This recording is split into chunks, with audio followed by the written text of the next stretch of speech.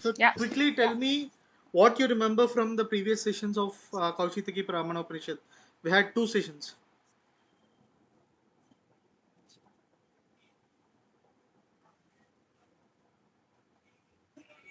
What is the bottom line of Koushitaki Brahmanopanishadh? I think it's it Praneti Brahmas. Prano Brahmeti, did you guys take there? Kya? Because I have missed Prano actually. Brahmeti. Okay. What did Aitareya Upanishad tell us?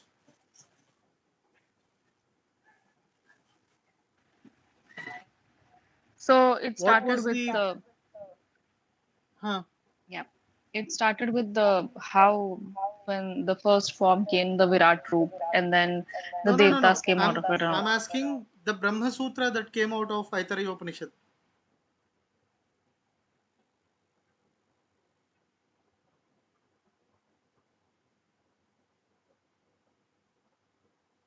What did it say is Brahman?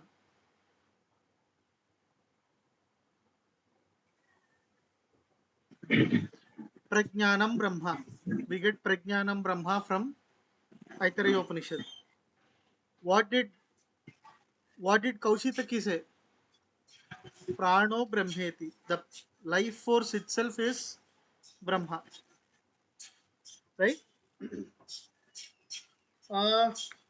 As a quick revision, what happened in Kaushitaki Brahmanopanishadh?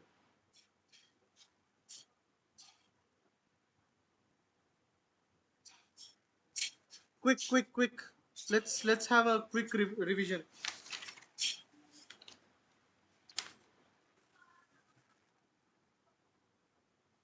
Gargyayana Muni is telling Aruni Maharshi. Who is Aruni Maharshi? Gautam Maharshi.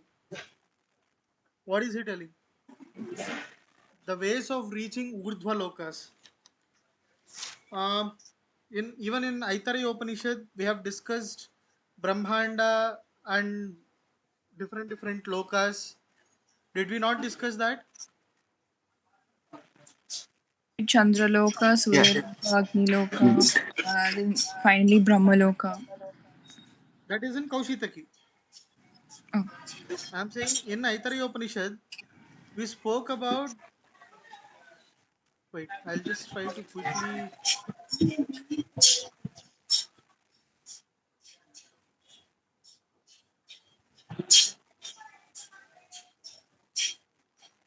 We spoke about Chandralok there, no? I'll just get there. Just...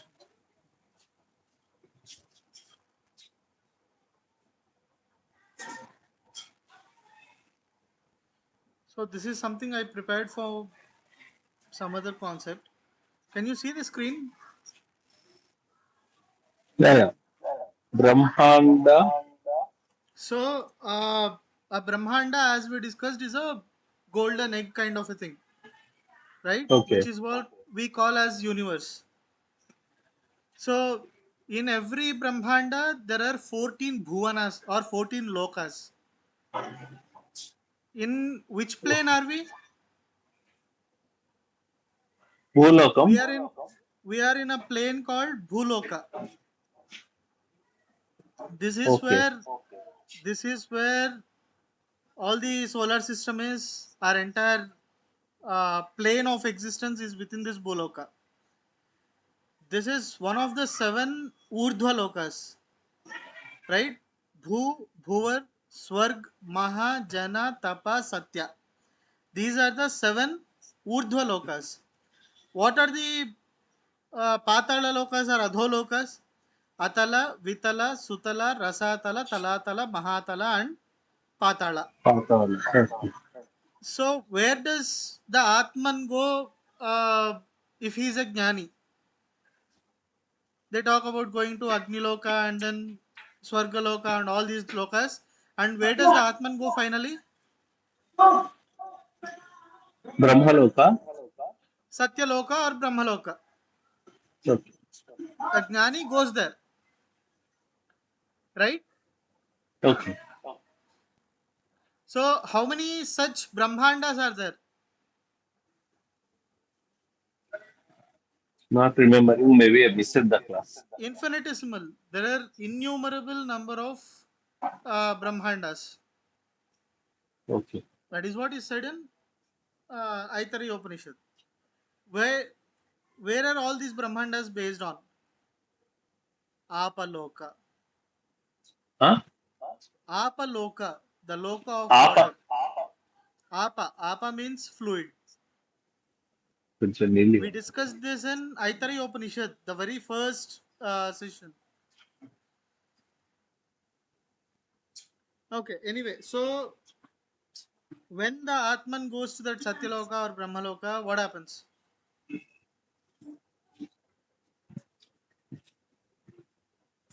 Quick, please, if any of you remember what happens.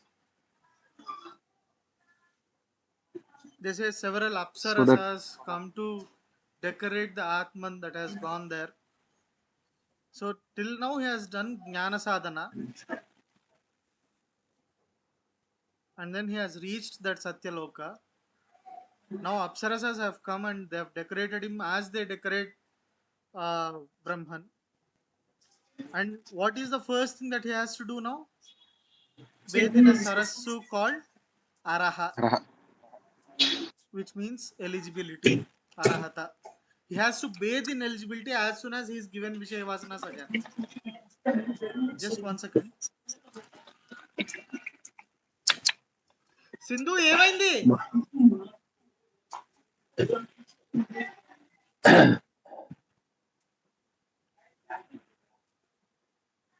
Hello. Yeah, వినిపిస్తుందండి. I am audible, right? Okay. Hello, yes. Huh. So he goes through multiple stages of tests, and when he finally realizes Brahman, what is the conversation that happens between Brahman and the Jnani? Brahman questions him, who are you? I think. Hmm. Then he says, What does he I say? am you. Hmm. And then how Very did good. you realize that you are me? Then he explains that explanation. I don't properly remember.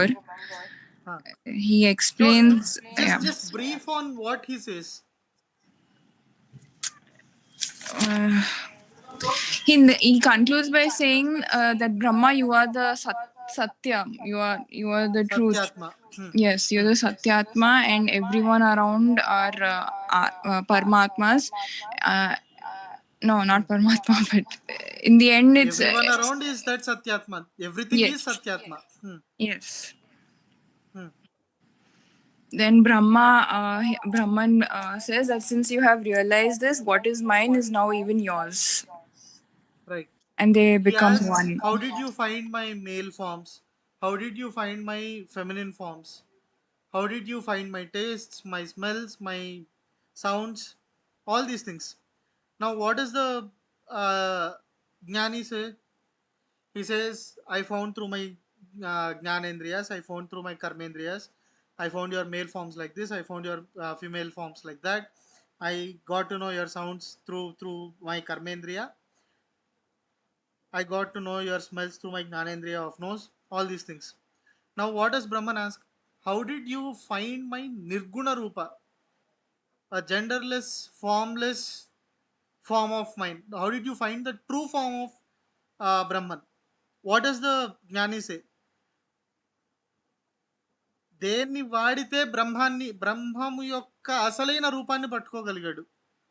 What did he use? Which indriya did he use to realize the real form of Brahman? Asu? Manassu. So you may use your karmendriyas and jnanendriyas to realize Brahman in any different way. That all comes under Vishaya Jnana. That all comes under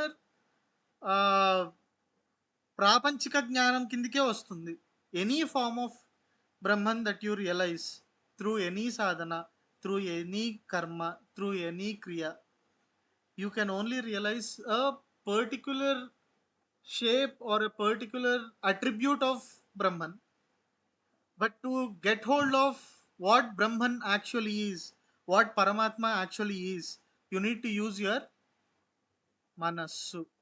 So, last session, whoever attended, there was a very brief, very elongated discussion on just Manasu, what Manasu is.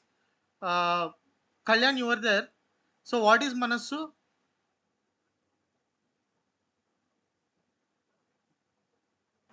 And it's like a series of thoughts. Matrix, maybe. Series of thoughts is what Manasu is. So, how does this Manasu get hold of Brahman? First of all, what is the main characteristic of Manasu? It takes form of whatever the thought is. For the moment, whatever it is thinking of, whatever it is trying to hold on to, it is taking that particular form. That is Manasu. Like in the last session, the speaker said, suddenly if I say airport, till now you don't have the image of that airport, or you don't have the structure of that airport, you don't know what is, you don't remember what exactly it is. But the moment someone says it or you think of it, your Manasu takes the form of that airport. So your thought becomes that. So your Manasu becomes airport. So whatever stream of thoughts occur, the thought itself is becoming that. It's a little intricate to understand this. If I'm thinking about ice cream, that's a thought. That's becoming, my Manasu is becoming that, right? For the moment, my Manasu is becoming ice cream. So everything, so if I'm thinking about Shiva, what is my Manasu becoming? My Manasu is becoming Shiva. So everything that my Manasu is holding on to, it is becoming that. Is this understood? Now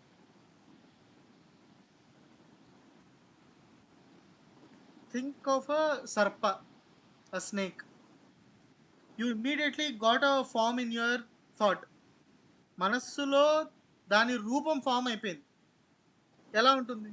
It has a hood, it has fangs, it has a tongue, it has a tail. That's what a snake is. So what is Manassu becoming now as soon as you think of that? Manassu is becoming Snake. Sarpa.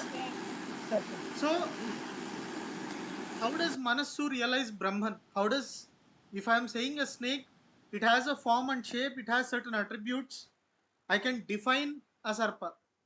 But how can Manassu define Brahman?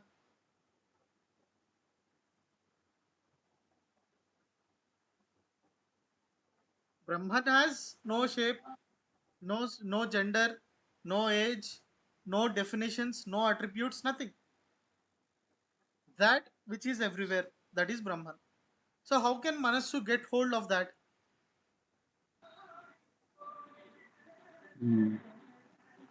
And by not thinking about anything else, By or by getting rid removing of other thoughts, thoughts.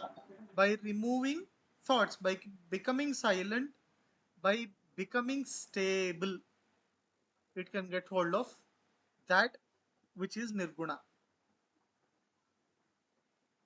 As long as it has that chanchalatva, as long as it is unstable, it keeps on holding, it can only keep on holding on to things which can have attributes, things which can have forms, things which can have limitations. Limitations is probably the apt word. Everything it can get hold of has limitations. But when does it become unlimited, unbound? When it realizes its true self, when it realizes what Brahman is. So we have discussed prano brahmeti hasmaha kaushitaki stasya hava etasya pranasya brahmano mano bhuta वाक् परिवेष्ट चक्षुः श्रोत्रं संस्रावयेत्रु तस्मै वा एतस्मै प्राणाय ब्रह्मण एतस्सर्वा देवता आयाचमानाय. We discussed this in the last session. Pranavayuve Brahmamu. This is what Pranavayu or life force itself is Brahman. So we have also discussed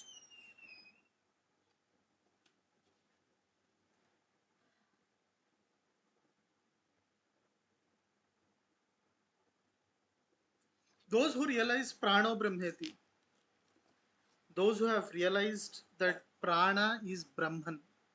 Every life force around me is Brahman. They do realize that the person they are approaching, the person they are hating, the person they are loving, whatever they are eating, whatever they are smelling, everything falls under that Brahman.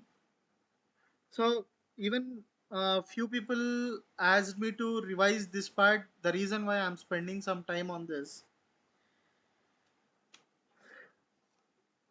if everything is Brahman, do you have to go and ask someone for something? If I am Brahman, if you are Brahman, do I really have to come out and ask you for something? Ideally, no, but then you have to practically. Correct.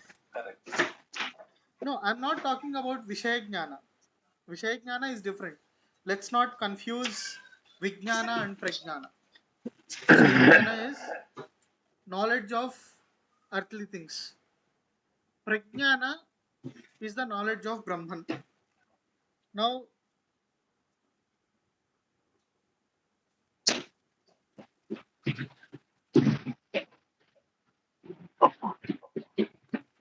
I'm just searching for that particular explanation.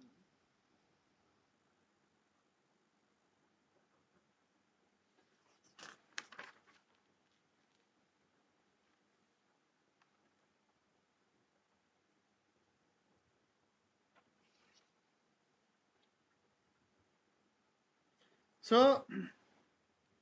ఇది అంతర్యామిగా ఉంటుంది. ఏది? ప్రాణం అంతర్యామిగా ఉంటుంది, కానీ కనిపించదు. శరీరంలో ఉండే ఈ ప్రాణమే ఆ జీవుడి నోటి ద్వారా మాటల్ని వినిపిస్తుంది, కళ్ళ ద్వారా రూపాలని దర్శింపజేస్తుంది, చెవుల ద్వారా శబ్దాల్ని వినేలా చేస్తుంది, మనస్సును ప్రాణవంతం చేస్తుంది. ఇలా మొత్తం క్రియలన్నీ ప్రాణ బ్రహ్మం ద్వారా జరిగేవే. ఇంత గొప్పదైన ప్రాణ బ్రహ్మాన్ని సకల దేవతలు తమ తమ దివ్యశక్తుల్ని ఆధారంగా సమర్పించుకోగా, అలాగే మానవులు కూడా తమ తమ భక్తి ప్రపత్తుల్ని సమర్పించుకుంటారు. ఇలా ఈ ఉపనిషత్ సారాన్ని తెలుసుకున్న వాళ్ళు లోకంలో ఎవరిని ఏమీ యాచించరు.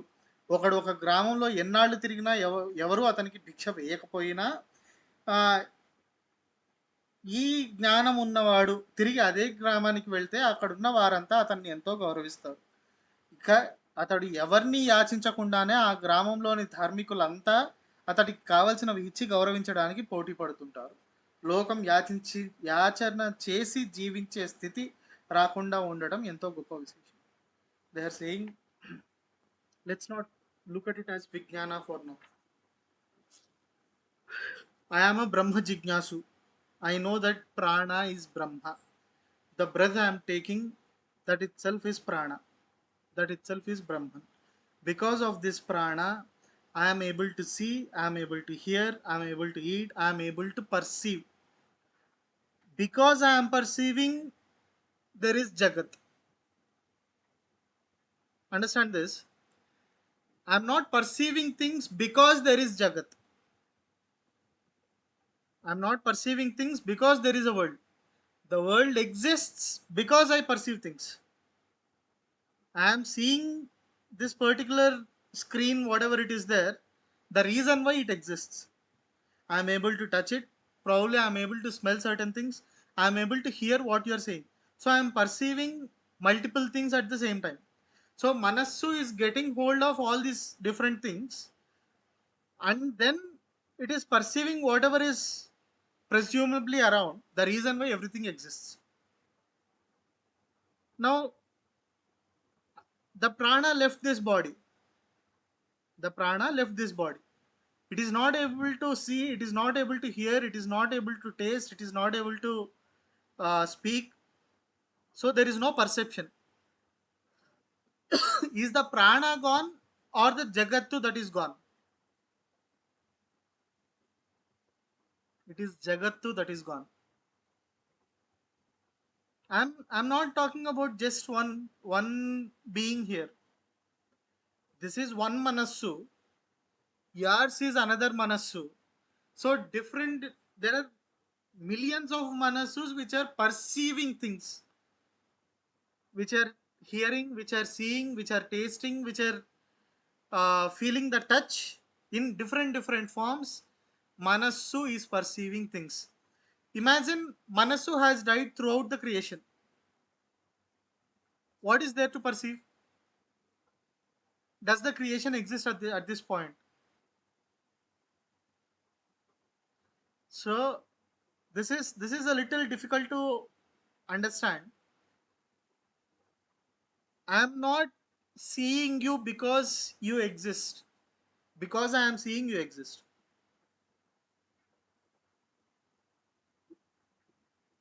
I don't smell something because that exists. Because I am able to smell, that is there. It has a form, it has a shape, it has an attribute. And you may ask, okay, even if I die, the rest of the world is as is. But the rest of the world is as is because there is another Manasu perceiving it. Without Manas, without the perceiver, is there anything to perceive? Because I am eating food, it is being called food. Right? Because I am eating something, it is called food.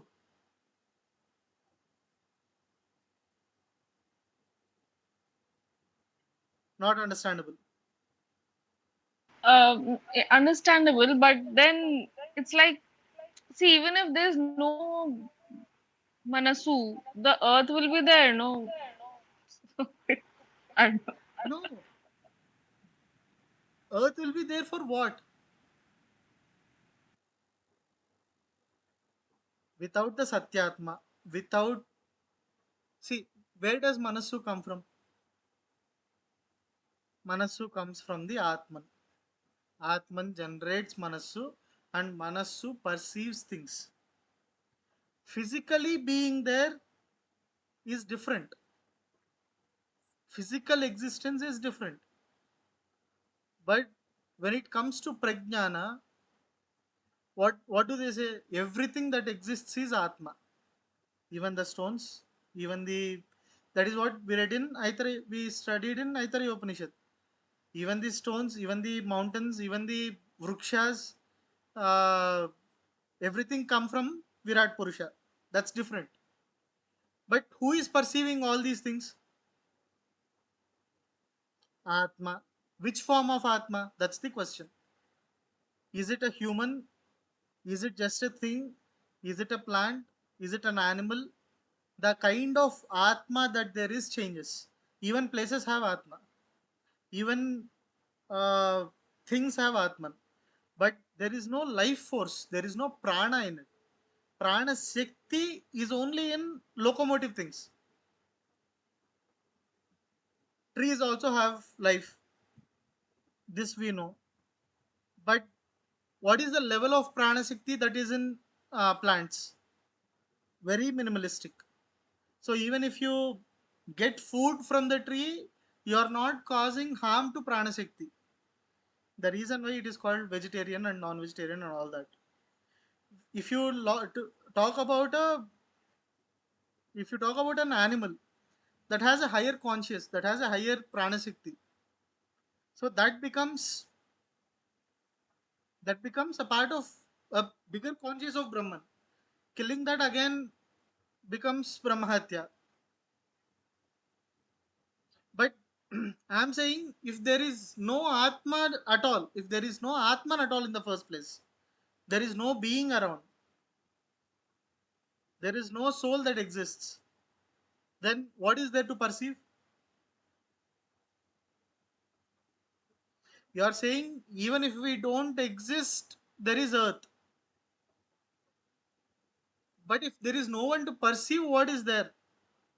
Is there anything to perceive? Because I'm here, I'll go to interstellar space. I go find a new planet. Why does it exist? Because there is someone perceiving it.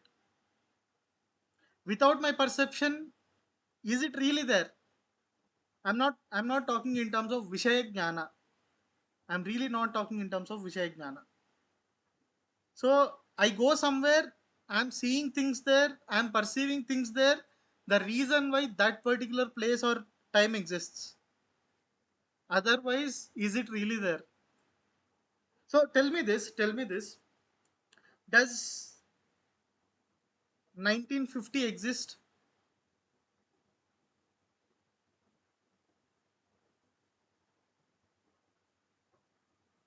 It's in the past. I'm talking about India in the past. Does it exist? It existed Because once upon a time. Yeah. you're talking about time. I'm talking Mm. about the existence of it right now.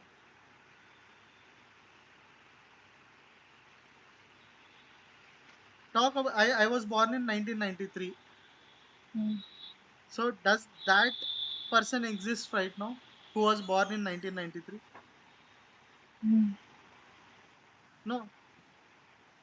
Okay. Just the person that was there 5 minutes ago does not exist now. Because there is Okay. nothing to perceive Okay. of Okay. that. Okay. Got it. There is nothing to perceive of that person who was born in 1993. This is something different. Mm. Everything to even scientifically speaking, everything has changed within the body. Mm. Everything Okay. has grown out, everything has deformed, reformed, everything has happened. What existed does not exist because there is nothing to perceive of it. There is no perceiver of that. So it does not exist. There is no perceiver of who is beyond our perceivable capability. So close your eyes. Only if you imagine of a place called America, you can perceive America, maybe in your manasu. But unless and until you go there and see people, see the things there, see the environment there, perceive the environment there, does it exist for you? So whoever realizes that prano brahmeti, the prana within everybody, everything, every life force is the only thing that is keeping the sustainability of creation. Whoever realizes this, they don't need to ask someone for something. So even someone goes out to beg for certain things throughout the village and he doesn't get anything, and he comes back, he realizes he is Brahman. He realizes. So what I mean by everything is Brahman. Kalyan is going through certain things. Aditi is going through certain things. I don't feel the same pain as Kalyan and Aditi do. I don't feel the same joys as Kalyan and Aditi. But when every prana is same, every atma is same, everything is Brahman, shouldn't the emotion be same?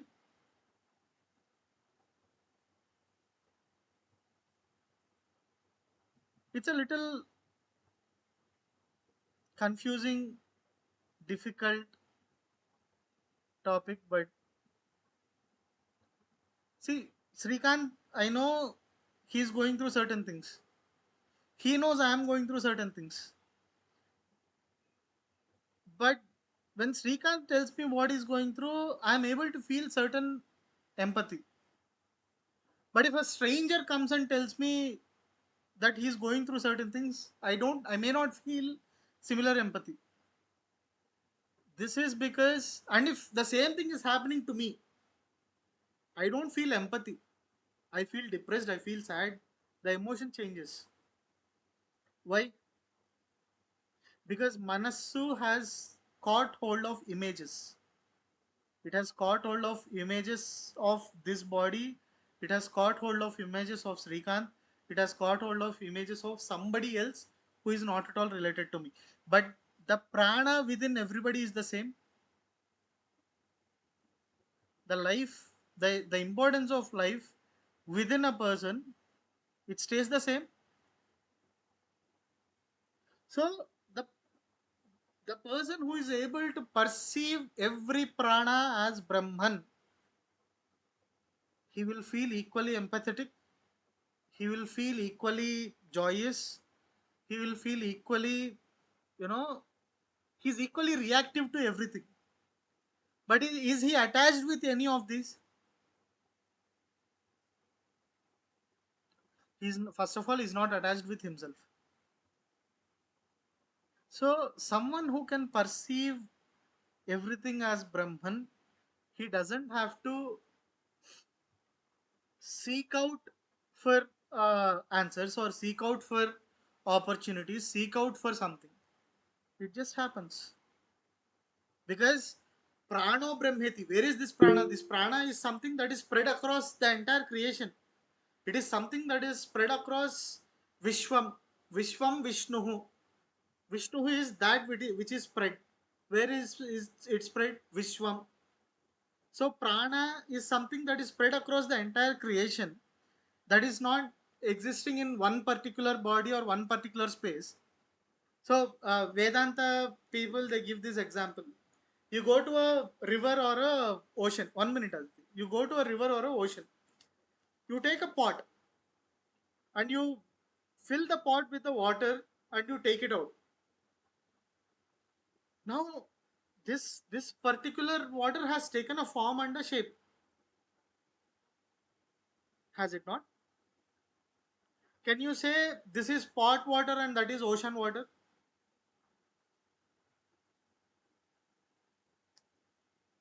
Can you say that this is pot water and that is ocean water? It Ideally, is yes, water. we will say that. Yeah. Sorry? Ideally, yes, we will say that only. Yeah. This is the pot water now, and that's the ocean water. Where The did this ocean water water in in the the pot pot come from? from the ocean. So you take out how many ever pots of water you want from the ocean. How much does it decrease?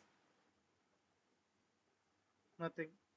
So is it causing any change to the ocean? Is filling of water to the pot giving it any change? Any change to the pot? Yes. I mean, In in the what sense way? it's filled now. It is Huh? filled now. It is filled with water now. It Earlier, is filled probably it with was water only air now. in it. Yeah. So okay, you're talking about something being replaced with something. Okay, I'm saying the pot is still pot, no matter what you fill it with, right? But you have brought something from the ocean and you're calling it water in the pot, and then that is water in the ocean. But what is in the both things? What is in the ocean and what is in the pot? Water. They are saying Prajnanam Brahma, Prano Brahmeti. Everything that is spread across is Brahman. Now you have taken a part of everything and put into one body. And you have taken part of the entire Brahman. You have taken part of that Atman and put into Kalyan. You have taken part of it and put into Aditi. You have put it into Srikant. You have put it into everybody. Now, is this any different from the water that is outside? It has just taken the form of the pot. So, the one who is realizing the moment pot breaks, the water goes back to where? Ocean. Now, show me the water pot, water of pot. I need the exact pot of water. Can you bring it back? What is happening is the moment you put water into this pot, whatever dirt is accumulated in the uh, pot, or say you put some colors into the pot, the water absorbs it. Now the water looks dirty, the water looks colorful in the pot because it has taken the dirt from the pot. This is called Vishaya Vasana. So everything that we hold on to, every emotion, every what you call Arishat Vargas, every Vishaya Vasana, whatever I'm over attached to, that is all something that I have accumulated over a period of time. Maybe not one janma, it could be carried forward, carried forward, carried forward. So the kind of dirt that is within one pot is different from the kind of dirt that is in another. But the moment all these pots break, what happens to the water in the pots?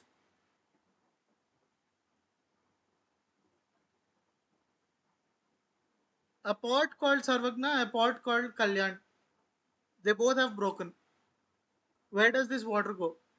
Do they still In the exist as differentiated water? no. It's a part of whole. That is what Brahman is.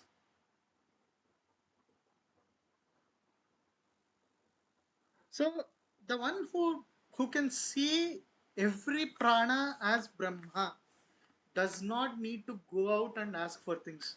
This, as I shared with a few of you within this group, this I have experienced firsthand.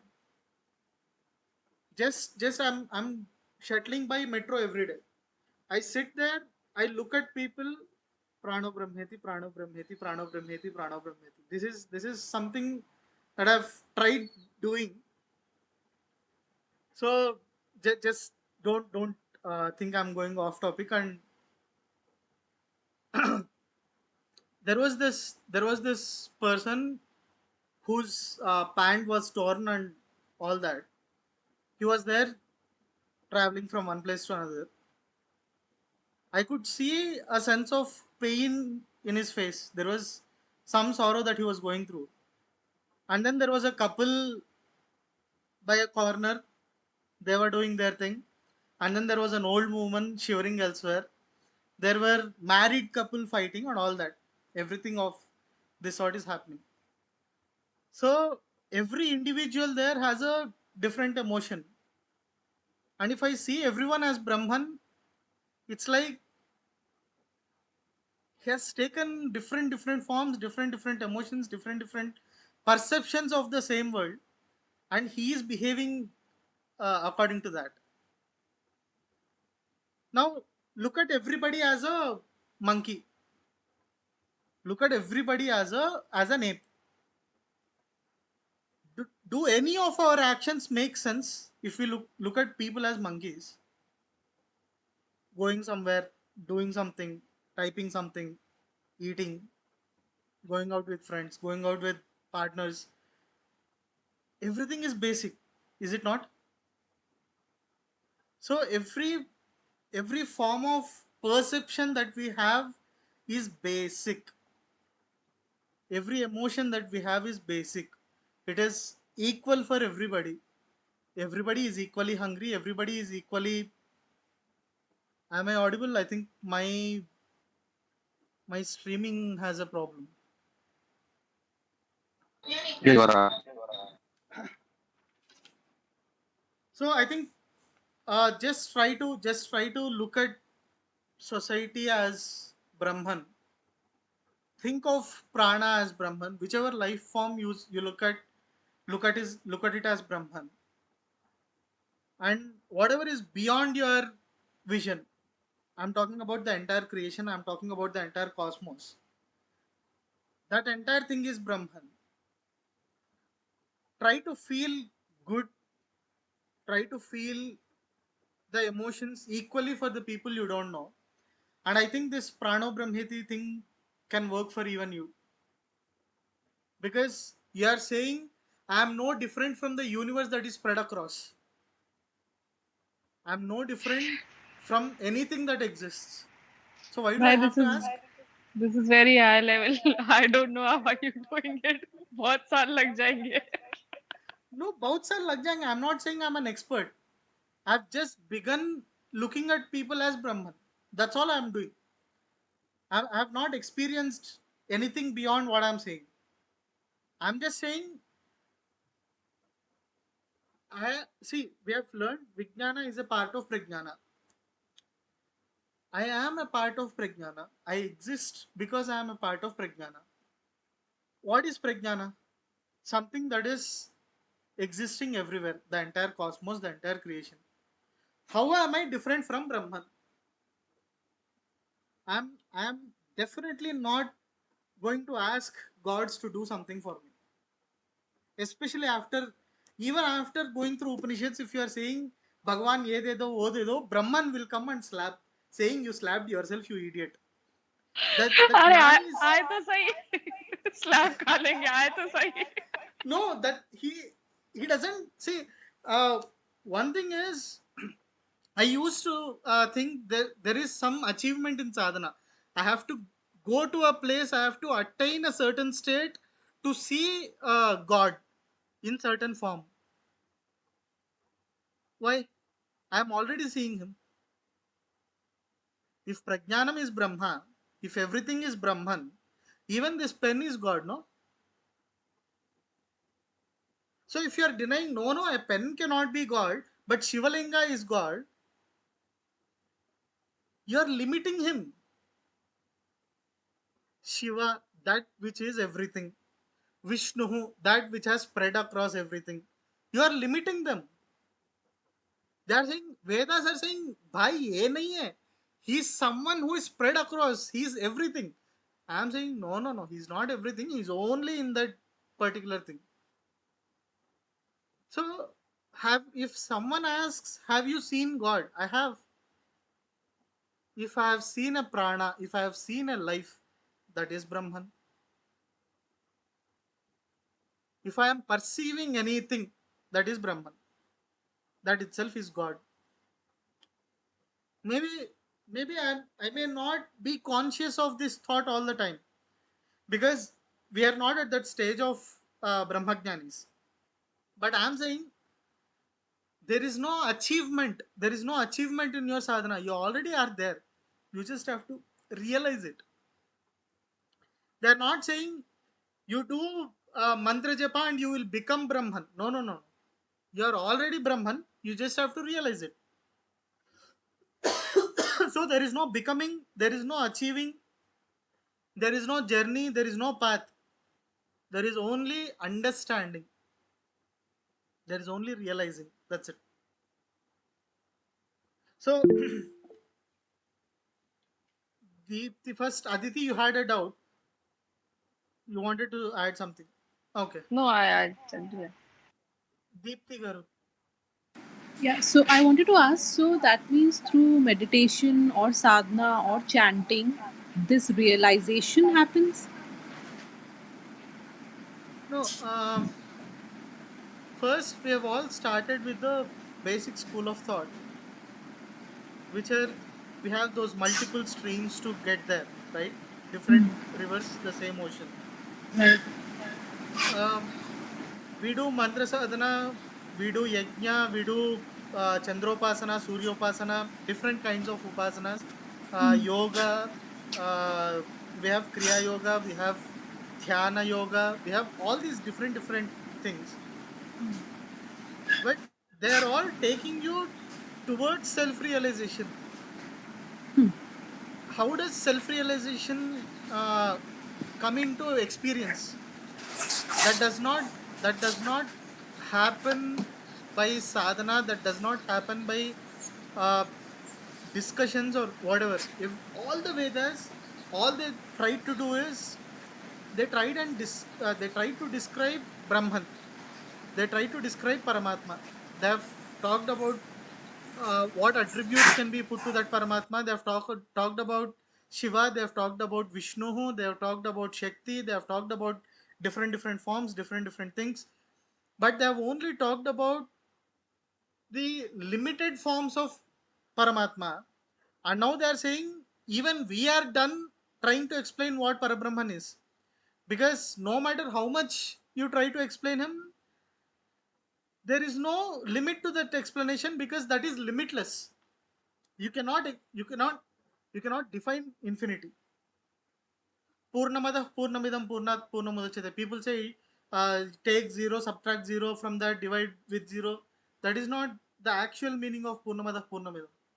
That which is whole, no matter how much you take out of it, it is still remaining as the whole. So how do you get to that point of realization where you know that everything is the whole? So the same question Janaka Maharaju asks his guru Ashtavakra. So Ashtavakra, Janaka is the father of Sita Devi. So Ashtavakra says, Janaka, you know, when a horse rider, when the horse rider has to get onto a horse, first he has to put his one leg into that thing, that saddle. So as soon as he puts that leg in, there is a big chance that the horse begins to run because it's accustomed to the rider. It knows that the rider wants to ride now. There is only a fraction of second before he can put on his other leg. If he's not careful enough, that can run and he can just fall down and he can die. So you can attain Brahmajnana in as fraction of a moment as a horse rider has to put his leg on the other side. It doesn't take much longer time than that. It only needs a moment to realize, oh, this is it. But to get there, trying to understand what Brahman is, trying to understand what reality is, what augmented reality is, that's the journey. So there is no particular sadhana that one can say this is the only path. Any path that you choose that Vedas have described, I stress under the Vedas have described, be it yoga, be it mantra sadhana, be it dhyana, be it karma sadhana, even doing your karmas itself is a kind of sadhana. So all these take you toward prajnana. Now let's continue with Kaushitaki. I think we have warmed up enough. I think we have warmed up for 1 hour. So last week we have discussed Agni Upasana. There are two kinds of Agni Upasanas. One which is done on the outside, two which is done in the inside. What is the Agni Upasana that is done inside? I told you there are two kinds of ahutis that we give within the human body. What is the yajna that you are doing with your breath? When you are speaking, you cannot breathe. So while doing the yajna of vak, you are giving ahuti of your breath. మాట్లాడుతున్నప్పుడు శ్వాసను ఆహుతిగా ఇస్తున్నావు. శ్వాస పీల్చుకుంటున్నప్పుడు మాటలను ఆహుతిగా ఇస్తున్నావు. When you are breathing, you are giving your vak as ahuti. So when we define prana is Brahman, the breath that we are taking is prana and that is Brahman. Which is the better yajna that has to happen internally?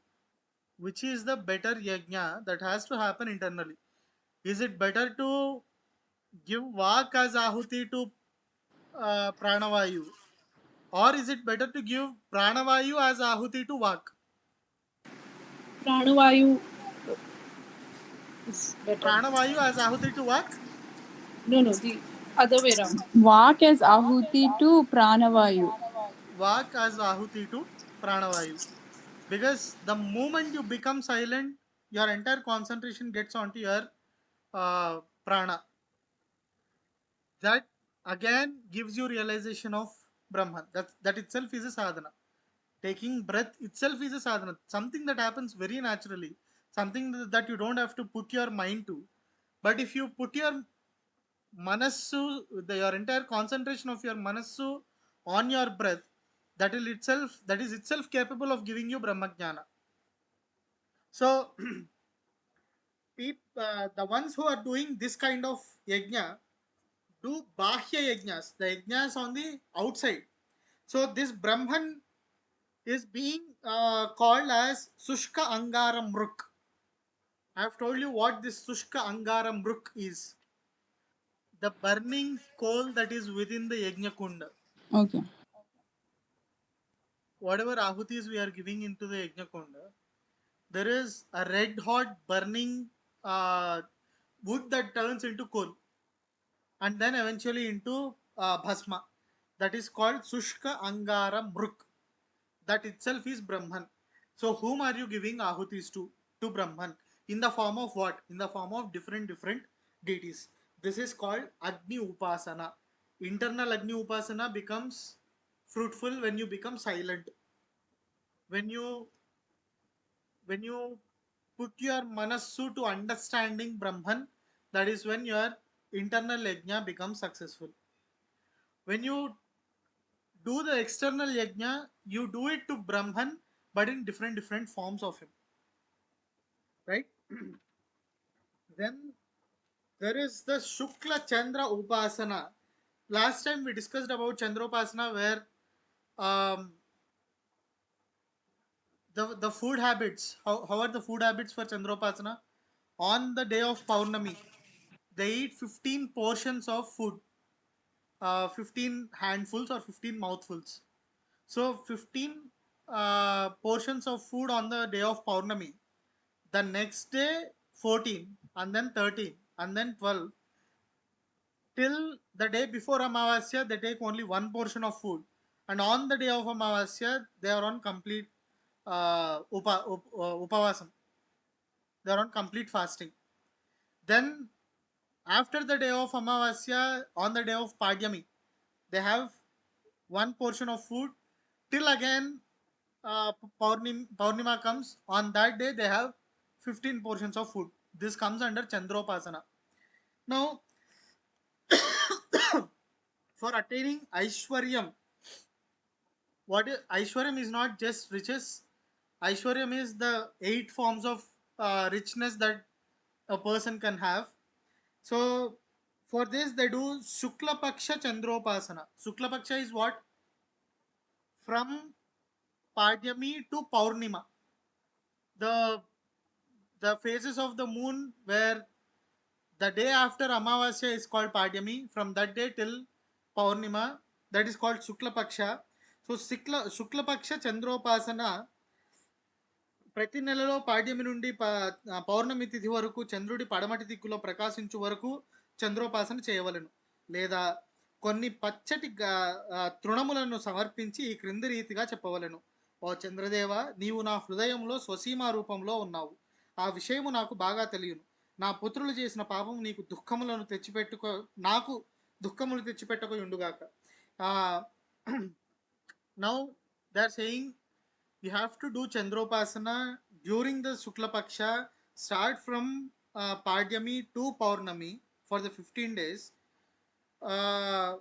as long as until Chandra comes to shine in the western side. So in the night, as the moon moves till he gets to the west side, you have to do that Chandropasana or Chandra Aradhana. Or it is as simple as taking పచ్చటి తృణములు. It's called green garika. Green సోదరు దాన్ని ఏమంటారయ్యా హిందీలో? Green long grass. Kusha. Kusha. Kusha. Kusha. Kusha. So the green long grass which is called kusha, you take those and you offer it to Chandradeva and you acknowledge him as someone who is in your manassu, who is spread across your manassu. We have also read in Aitari Upanishad, we have also discussed about Purusha Suktam. Chandrama Manaso Jataha. Chandra takes the form of Manassu. How is that Chandra Manassu? It is spread across. As moon shines the reflections of whatever light comes onto him, Manassu shines across the thoughts that it accumulates. So Chandrama Manaso Jataha. Manassu itself is Chandra. So you tell him, you remind him, you know it. As GV, you know that your Manassu is Chandra. You just remind Chandra that he is your Manassu. And you say, I know this very well. But make sure that whatever my offsprings are, whatever karmas my offsprings are doing, let those not come and touch me, let those not give me pain, and let those not give me troubles. So this is something that you pray to Chandra during Sukla Chandra Paksha. Now there is some mantra called Yatte Swasime till Aghamrudam. I think I need to search for this mantra. That mantra is to be chanted during these 15 days.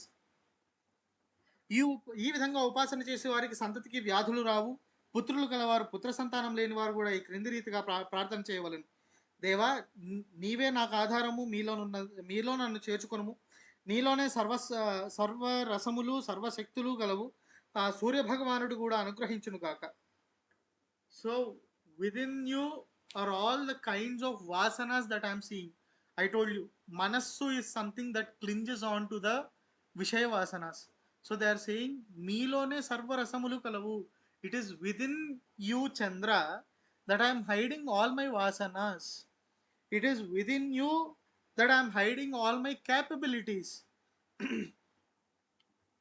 Because manassu is capable of pushing you towards doing things. ప్రాణశక్తి వలన సంతతి వలన పశువుల వలన నాకు దుఃఖములు కలిగి ఉండును కాక, హస్తములను దేవత అయిన దేవేంద్రుడు రక్షించును గాక, సూర్య భగవానుడు కాపాడును గాక, దక్షిణ హస్తముతో పుణ్య కార్యములు చేయుదును గాక. So he's asking Chandra, which is his manas, that may I not be troubled with my own life force, may I not be troubled with my own offsprings, may I not be troubled with my own cattle or other animals that I have, may I not be may my limbs be protected by Devendra, may I be protected by Surya, and may I do punya karmas with my right hand. Whatever dan is done, it's done with right hand. So this is Chandropasana. Why are they discussing Vishaya Gnana? This is a kind of Vishaya Gnana, but why are they discussing it in Upanishads? What do you understand by them talking about Shukla Chandra Upasana in this particular Koushitaki Brahmanopanishad? If you look at the previous sessions, a Gnani is going till the Brahmaloka. But what are other people that have gone to Chandraloka during the Shukla Paksha and have not enough punya karmas or have very minimalistic punya karmas? Either they have to come back to earth and ask karma devatas to put him in a better lifestyle in the next birth, or based on his Chandropasana or Suryopasana or Agni Upasana or other kind of upasanas, he is going to the respective lokas of these particular devatas. Which devatas? Chandra devata, Surya devata, Agni devata, and all these. So all these upasanas help you reach those lokas, if not Brahma loka directly. If you have not realized Brahman, if you have just looked at it, if you have not realized it yet, this is a pathway to get there. Again, after reaching there, the journey goes on till you realize Brahman. That's the ultimate goal anyway, to reach Brahman. Now they are talking about how you, the kind of duties a man has with his wife and with his child. A man has with his wife and with his child. భార్యతో పడకపై పరుండునప్పుడు ఆమె యొక్క హృదయమును స్పృశించవలెను, ఈ కింది రీతిగా ప్రార్థన చేయవలెను. నా హృదయములో ఆరాధించబడుతున్న ఓ దేవి సుందరమూర్తి, సుసంతానము కలుగుజేయుము, ప్రజాపతి రూపంలో నన్ను రక్షించుము. ఓ దేవి అమరమూర్తి, మా సంతతికి వ్యాధులు రాకుండా రక్షించుము. ఈ రీతిగా రుక్కులతో ప్రార్థించు వారి సంతతికి ఎట్టి వ్యాధులను రావు. They are saying, when you are alone with your wife, put your hand on her and say, you are the Devi that I do aradhana of within myself. This is very intricate. You are the Devi, you are the goddess that I am doing aradhana of, or I am doing sadhana of within myself or in my Hrudaya. Now he is saying, because you are that, give me satsantana, give me santana, give me offsprings that are good or that are that have good austerities. And he's saying, protect me as a Prajapati. This is again intricate. You are saying you are doing aradhana of your partner within your Hrudayam. You are saying you are a Prajapati. Who are the Prajapatis? How many Prajapatis are there? Sodra.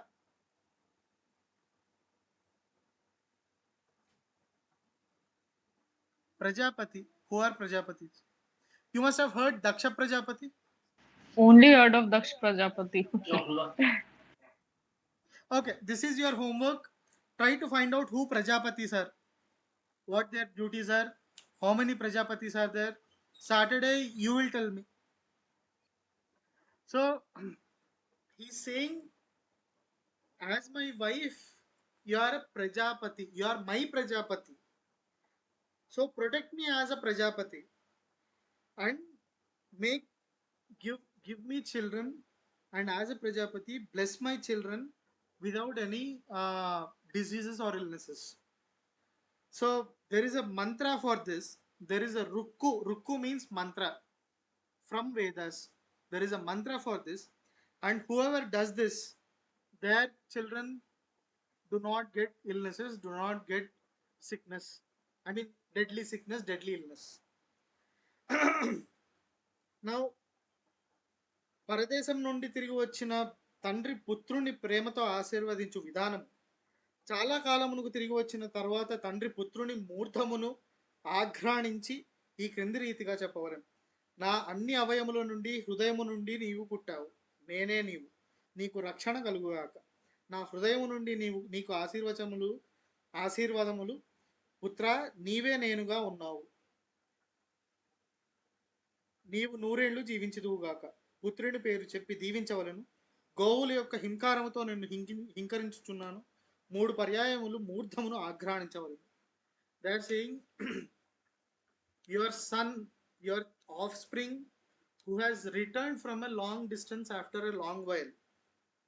You take them close to you, you kiss on their forehead, you say, you are born out of my entire body. All the energy that was within my body that accumulated to be you. And he's saying, you are born out of my Hrudayam. What is born out of Hrudayam? Again, Manassu. Hrudaya is the Karmendriya, Manassu is the Jnanendriya. So you are born out of my Hrudaya. Meaning, offspring becomes what? His Manassu. So the parent is saying, you are nothing but my Manassu. You are born out of my Hrudaya. I am you. You are me, and I am you. So may you be protected. May you live for 100 years. And maybe it's ritualistic. Maybe it's showing affection. They say after saying this, the father is supposed to give kisses thrice on the forehead. Now tell me, why do Upanishads have to come and tell you, treat your wife like this, treat your children like this? But whatever the ritualistic part of it might be, why are they saying what the father should do, how the father should treat the mother, and how the father should treat the children? No matter how much Gnana Sadhana you are into, no matter how much Prajnanam you are into, if you don't do your primal duties as a Gruhastu, this is not being told to sannyasis, this is being told to Gruhastus, those who are married, those who have children, those who are supposed to get married, those who are supposed to have children. If you don't do your karmas as Gruhastu, then there is no need of talking about Prajnanam, there is no need of talking about Brahman, Brahmajnana and all that. They all come at a later part. But first, these are called Manusha Yajnas, the kind of yajnas that humans have to do. They are also being discussed by Vedanta. Now, Prani is doing all this, but when మృత్యువు సంభవించు క్రమంలో దేవతల సహాయం. So అగ్ని ప్రజ్వలిల్లి ప్రకాశించినప్పుడు ఈ బ్రహ్మ తేజోవంతంగా నుండును. అగ్నిలో జ్వాలలు తగ్గిపోయినప్పుడు అది మరణించి సూర్య భగవానులో లీనమగును. దే ఆర్ సేయింగ్ ప్రాణ is glowing as Agni. Whatever life force is within us, it glows as Agni. But when as in a fire the flames get down, the light also gets down. Similarly, when life force gets down, the way it shines within the body also turns down, right? Once the prana leaves the body, where does all this shining go? Where does all this light of prana go? We call it prana shakti. Atman is going in its own journey. The Atman has left the body. Atman is going to Chandraloka. Atman is going to Naraka. Atman is going to Swargaloka. The Atma, the Jivatma is doing its thing. But what happens to the prana shakti within the body? Once the life force within the body is diminished, what happens to that life force? We have even read in the part where the Atman goes to Brahmaloka. Where, what is that Paryankam? What is that bed that is there in that city? It is shining as unbound energy. That itself is prana. We have read that. So whatever prana is within, that is also unbound energy, unbound shining. So where does all that prana shakti or prana consciousness go after the Atman leaves? It dissolves into Surya Bhagavan. As where does Surya Bhagavan shine? As long as he can reflect. In the Brahmanda. It is, his light is spread everywhere. So what are they trying to say? Do they mean to say that the prana shakti which is within the body, it goes to the physical location called sun and it dissolves there? It is shining everywhere. It shines everywhere. Now what if the sun sets? Where does this prana shakti go? It again goes to Chandra. What if Chandra is also gone? It is spread across air. Where is air? It is also spread everywhere. Now,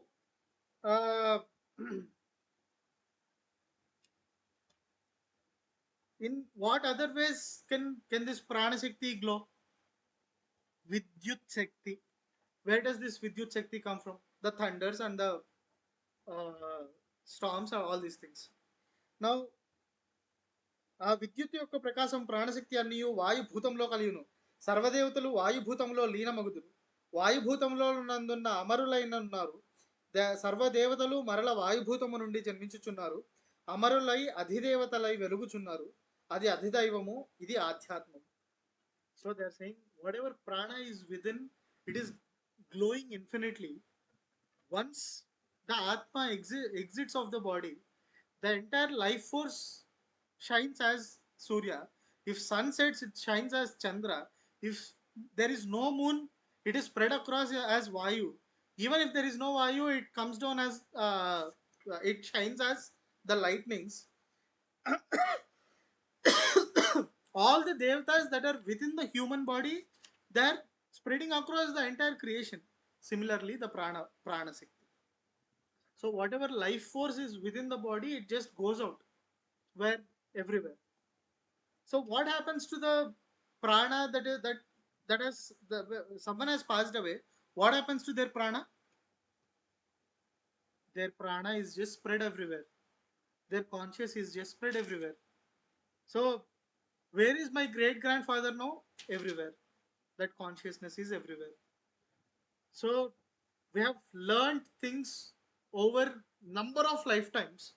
We have taken number of lifetimes and we have come here. What have we learned in this journey? Yeah, Aditi. So sometimes, like people say that, somebody who's passed away, they feel their presence or they dream about them, and practically they tell them something to be done or not to be done, things like that. Is it because like they're spread all across and then like they take, how does that happen?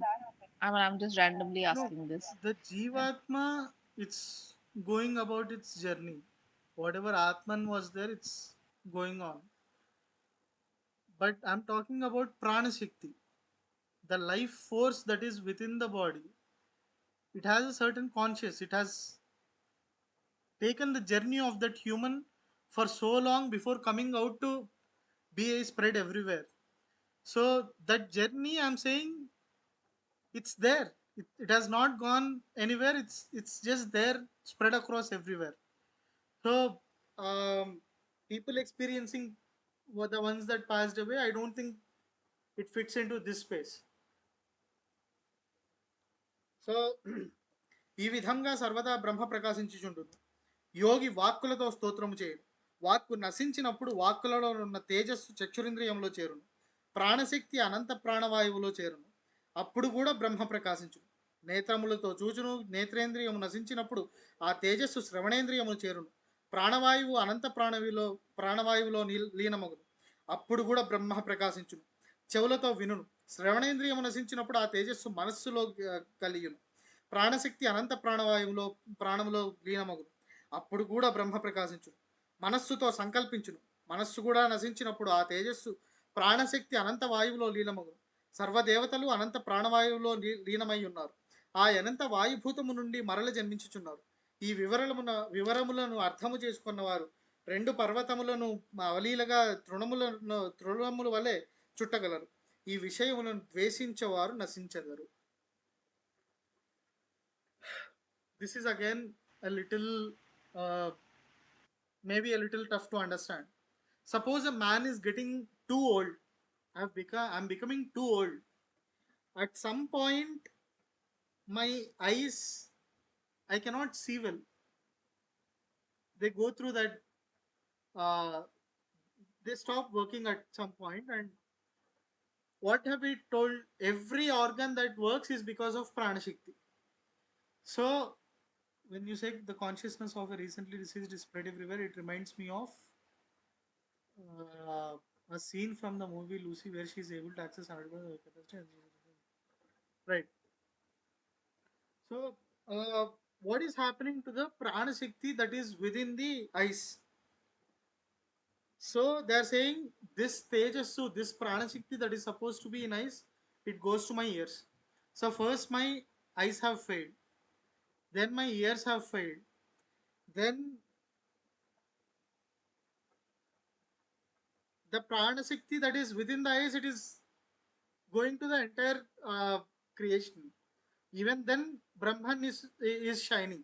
When my ears stop working, even then the prana shakti goes out and it is spread across everywhere. The Brahman is shining. When I'm not able to speak, the prana shakti that is supposed to let me speak is dissolving as Brahman that is shining everywhere. So when Manassu itself is deceased, that is also spreading across everywhere and shining as Brahman. This is happening to me naturally when I'm getting old. But now let's talk about yogis. What are yogis doing? First, they close their eyes, they stop seeing the world. Then what happens? The capability of seeing, that prana shakti, it's again showing them the glow of Brahman. They stop hearing. As soon as they get into a deep meditative state, they stop hearing. What happens then? The ability to hear, the prana shakti that is giving that ability to hear, that is also glowing as Brahman. The ability to smell things, differentiate between smells of things, that is also turning into the glow of Brahman. The tastes, everything is turning into Brahman. Finally Manassu is able to get hold of the true form of Brahman. Then it is becoming that unbound energy. Now what are they saying? The same thing we discussed in the first half of this session. Manassu is catching hold of different images. It's perceiving different things from different sources. As long as it is perceiving all these things in different forms, it is only limited to that. But once it shuns out every differentiation through eyes, through ears, through nose, through tongue, through all these karmendriyas, what is happening? Manassu is able to catch hold of real form of Brahman. So losing eyesight, losing audibility, losing my smell power, losing my potential to taste, losing my manassu by death, it is happening as a natural process. It is not my sadhana. I am not perceiving Brahman. It is going out, it is leaving my body, and then that conscious is shining as Brahman. But a yogi, what is he doing? He's collecting all these prana shaktis from different body parts, and then he's igniting that Brahman within him till the point where his manasu gets hold of him, and then he realizes Brahman. This is a beautiful concept to understand.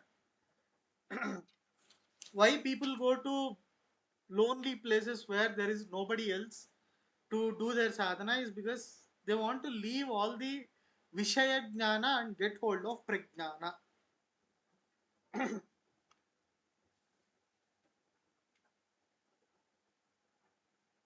So once it so happened that all the devatas within the body, Netra Devata, Chakshur Devata, um, Shrotra Devata, all these devatas, the Indriyas are devatas. We discussed this in Aitari Upanishad. Agni comes from eyes, Vayu comes from nose, all these things. So all these devatas, they have left the human body saying, I am the greatest one, I am the greatest one, I am the greatest one. They could not decide amongst themselves who the greatest was. Now, as they left, the prana also left. Just as I said in the previous thing, the prana leaves after every organ fails and the prana leaves. They are giving this as a metaphor. So all the devatas have left, now the prana has left. What happened to the body? The body fell down and it's stiff. Now what's happening? None of these devatas were able to decide which was the greatest.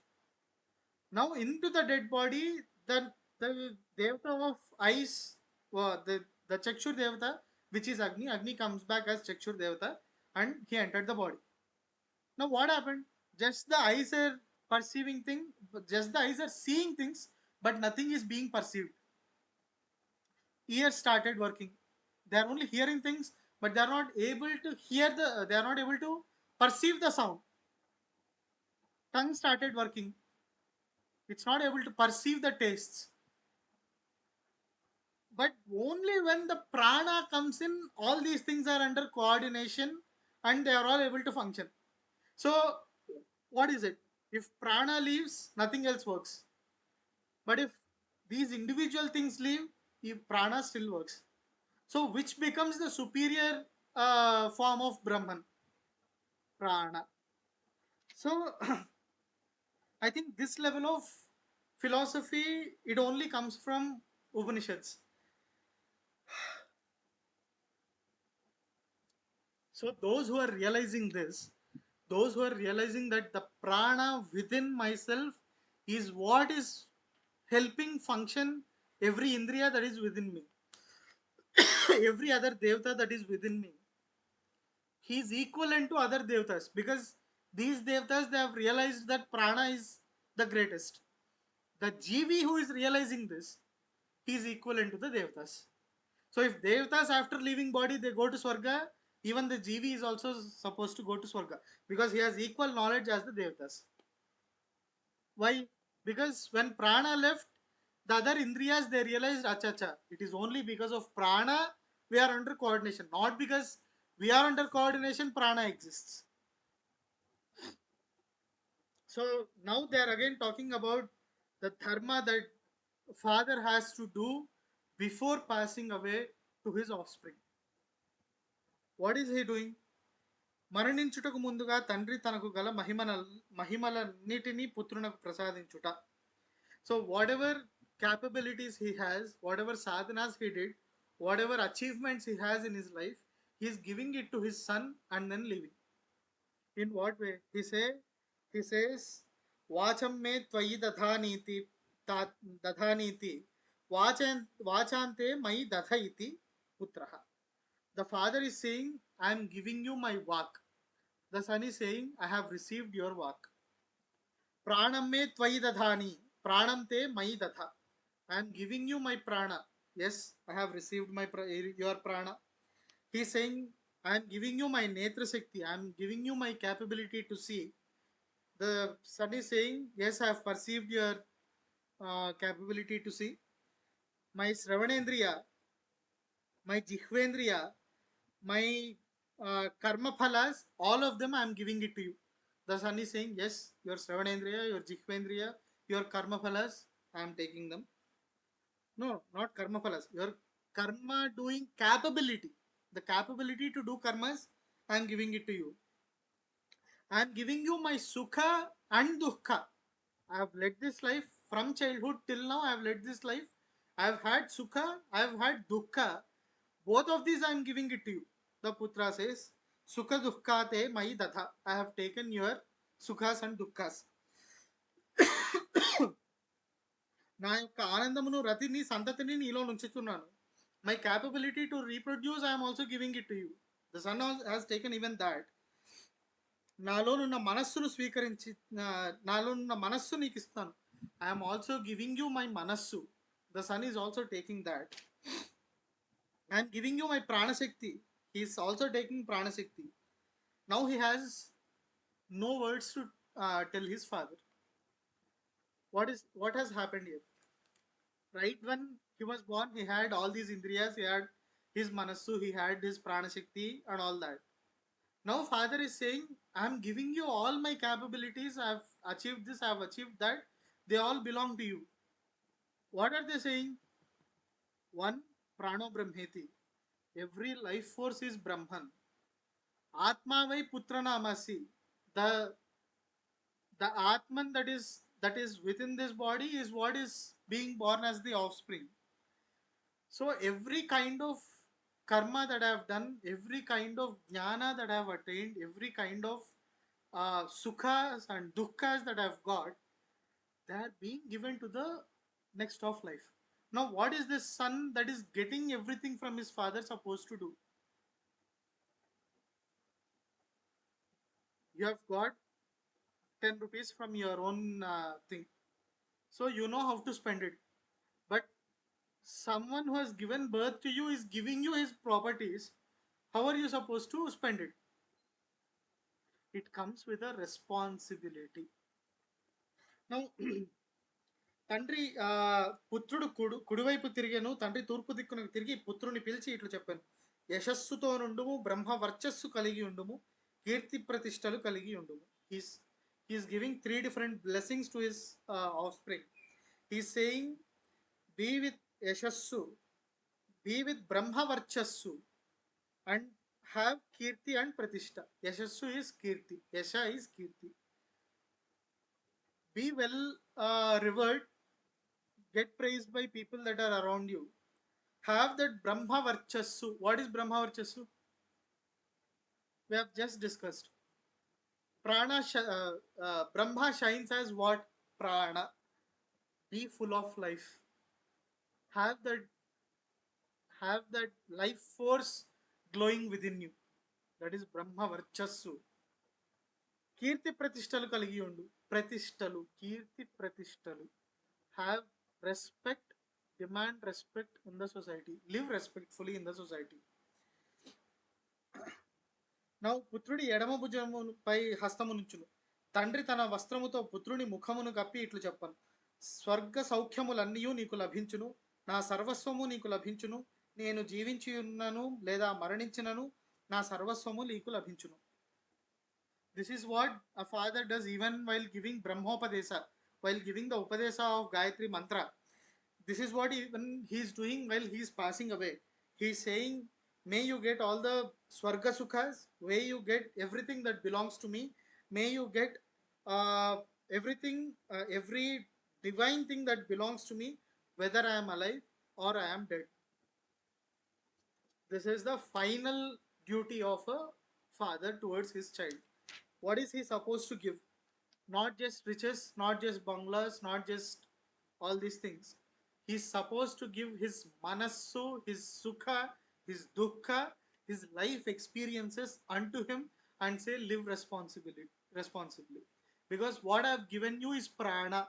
That prana is Brahman. I've given you a very uh, what unbound and holy thing unto you. Treat that with respect. That is what he's saying. Now,